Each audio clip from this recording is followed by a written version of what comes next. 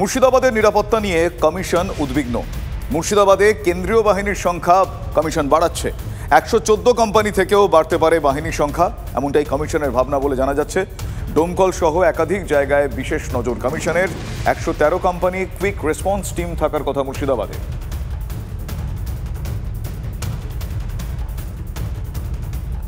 অন্যদিকে আরও একটা অত্যন্ত গুরুত্বপূর্ণ অবজারভেশন একে বলা যায়, অত্যন্ত গুরুত্বপূর্ণ পর্যবেক্ষণ।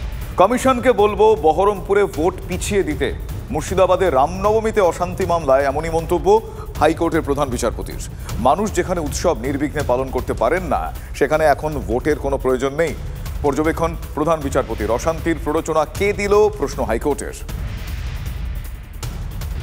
হাইকোর্ট দেখেছে যেভাবে পশ্চিমবঙ্গে প্রতিনিয়ত বিভিন্ন অনুষ্ঠানে মুখ্যমন্ত্রী থেকে শুরু করে তৃণমূল কংগ্রেস সর্বত্র একটা চরম বিভাজন, সাম্প্রদায়িক উস্কানি, বিভ্রান্তিমূলক প্রচার, সন্ত্রাস তৈরি করবার জন্য প্ররোচনা, অন্য ধর্মের প্রতি আক্রমণ, এই বিবৃতি দিয়ে অশান্ত অস্বাভাবিক পরিস্থিতি তৈরির চেষ্টা করছে।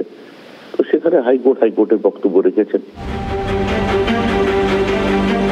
স্কুলের চাকরিতে এবার আন্দোলনের নতুন মঞ্চ। এবার আন্দোলনের সদ্য চাকরিহারারা। গতকাল হাইকোর্টের নির্দেশে বাতিল হয়েছে চাকরি। ধর্মতলায় আন্দোলনে চাকরিহারা যোগ্যরা ঘুষ দেননি, ফাঁকা ওয়েমারও জমা দেননি। তাও কেন তাদের চাকরি গেল, প্রশ্ন চাকরিহারা যোগ্যদের। কেন ঠগ বাজতে গাঁ উজাড়, আক্ষেপ চাকরিহারাদের একাংশের। এটা হচ্ছে কি ঠকবাজ থেকে গা উজাড় হয়ে গেল।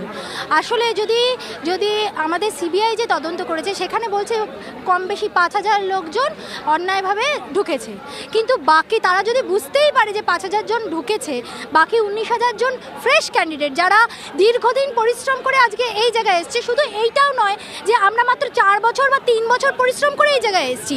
আমাদের যদি স্টাডিজটা দেখেন, আমরা মাধ্যমিক, উচ্চ মাধ্যমিক, গ্র্যাজুয়েশন, মাস্টার্স, বিএড, এই টোটাল মার্কস নিয়ে 35 মার্কস নিয়ে আজকে আমরা এই জায়গায় এসেছি। আমার কাছে আমার ওয়ে মার্কশিটটা পর্যন্ত আছে, তাহলে আমি জানি আমি কত পেয়েছি, এবং আমার সঙ্গে আমার যারা যতজন রয়েছে, মানে পুরো পশ্চিমবঙ্গবাসী এবং পুরো পৃথিবী সবাই জানছে আমি কত নাম্বার পেয়েছি। অতএব আমি কেন এই অন্যায় শিকার হব? আমাদের যোগ্যতা প্রমাণ দিয়ে আমরা এসেছি।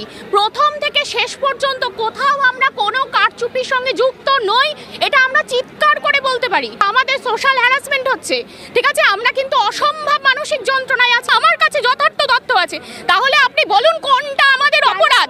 এসএসসির চাকরি বাতিল নিয়ে শাহ মমতার টক্কর। করণদিঘির সভায় অমিত শাহর তোপ, চাকরি পেতে 10 থেকে 15 লক্ষ করে দিতে হয়েছে। আপনাদের কাছে চাকরির জন্য 15 লক্ষ টাকা আছে, প্রশ্ন কেন্দ্রীয় স্বরাষ্ট্রমন্ত্রীর। সুদসহ বেতন ফেরাতে বলছে, এটাও কি সম্ভব? বীরভূমের মঞ্চ থেকে এ প্রশ্ন আবার তুলেছেন মুখ্যমন্ত্রী। नौकरियां हाई कोर्ट ने सस्पेंड कर दी। क्यों करी? 10 लाख 15 लाख नौकरी के लिए रिश्वत लेते थे। उनके एक मंत्री के घर से 51 करोड़ रुपया कैश निकली। 51 करोड़ रुपया। বিজেপির একটা কথায় 26,000 শিক্ষক শিক্ষিকা কাজ করছে, তাদের বলছে কিনা 8 বছরের বেতন সহ 4 সপ্তাহের মধ্যে ফেরত দাও, সুদ সহ। পারে তারা দিতে? তাদের অপরাধ কি তারা জানলো না? চাকরি বাতিলের রায়কে চ্যালেঞ্জ করেছেন মুখ্যমন্ত্রী। পাল্টা মুখ্যমন্ত্রীর পদত্যাগ দাবি করেছেন অভিজিৎ গঙ্গোপাধ্যায়। রাজ্যের শিক্ষা ব্যবস্থাকে ধ্বংস করেছেন মুখ্যমন্ত্রী। ক্রমাগত বিচারপতিদের অপমান করে চলেছেন। মুখ্যমন্ত্রীর সেই যোগ্যতাই নেই। টিভি9 বাংলার ম্যানেজিং এডিটর অমৃতাংশু ভট্টাচার্যকে দেওয়া সাক্ষাৎকারে বিস্ফোরক অভিজিৎ গঙ্গোপাধ্যায়। শুনুন একবার।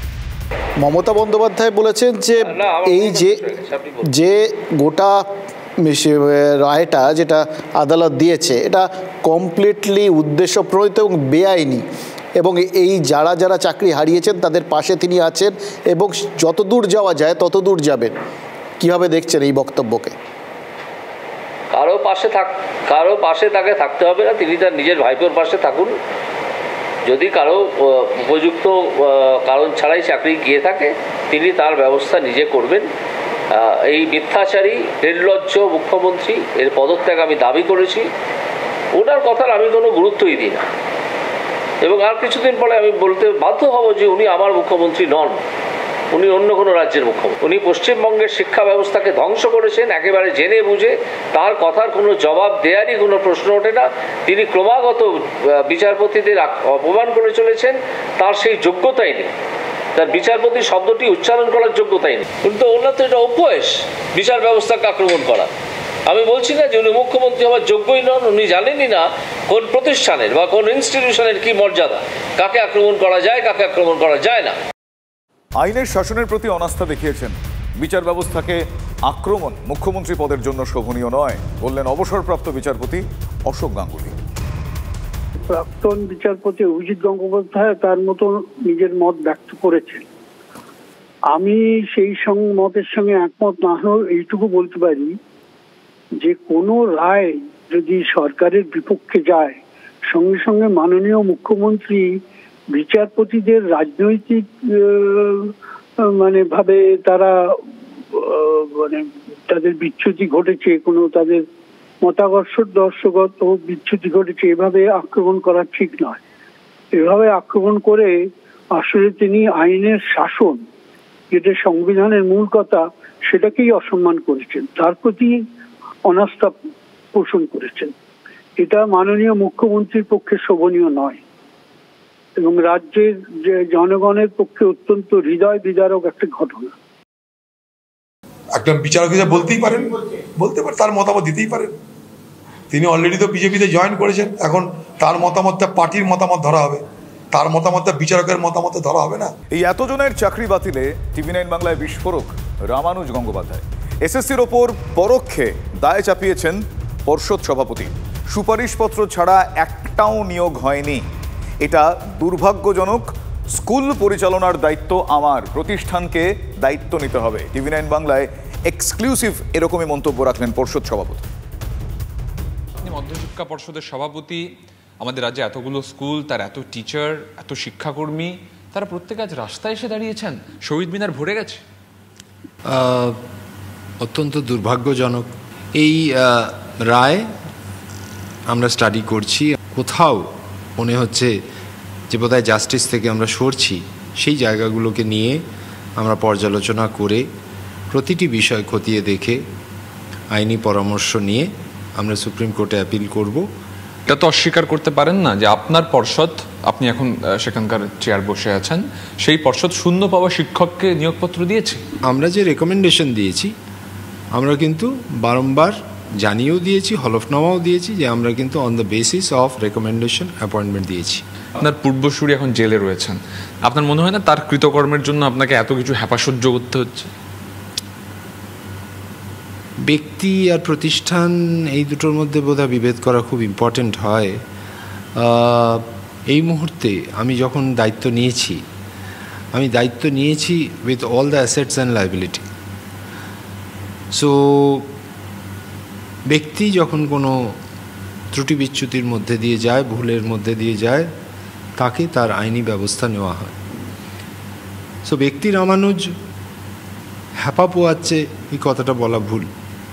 ব্যক্তি রামানুজ তার ডিউটি করছে, এটা নয় যে যদি কিছু হয়ে থাকে সেটা সমর্থন করছি। যারা নামি দামি হয়েছেন আন্দোলনকারীদের সঙ্গে থেকে, তারা কাল থেকে নিশ্চুপ এই আন্দোলনকারীদের ব্যাপারে। কারণ যখন এই প্যানেল বাতিল হচ্ছে, তাদের দাবিও বাতিল হচ্ছে। সো মনে রাখতে হবে যে আমরা যখন কোনো সিদ্ধান্ত নিই, সেই সিদ্ধান্তের গুরুত্বপূর্ণ সিদ্ধান্ত যত গুরুত্ব থাকে তার ততটাই অ্যাকাউন্টেবিলিটি, রেসপন্সিবিলিটি থাকে টুয়ার্ডস দ্য সোসাইটি। ক্যামেরায় সমরের সঙ্গে সুমন, TV9 বাংলা, কলকাতা।